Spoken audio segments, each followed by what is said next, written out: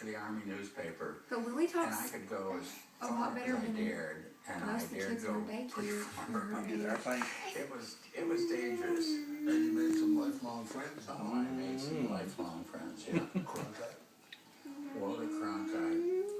Can't believe I got to know Walter. There are screams. Until the day he died. He was great.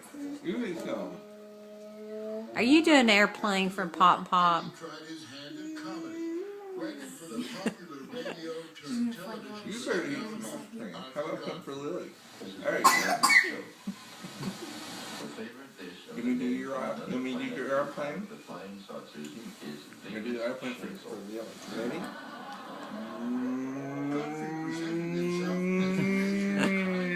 How's that? He was nasty sometimes. Again? But this was 1949, 50, 51, $500 a week. I'm a Is that fortune. good? You were writing for somebody else to read. Good. But that didn't bother me then, as it would now. You do I airplane? can't imagine writing for anybody else now.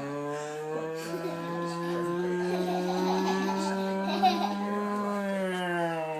How's that? Good guy. He Good? went to work for a real one. Good airplane? Correspondent Harry Eisner Again. at CBS News. I worked for Harry Reason for 8 or 10 years. I wrote a lot of what he read. Tell me about that relationship.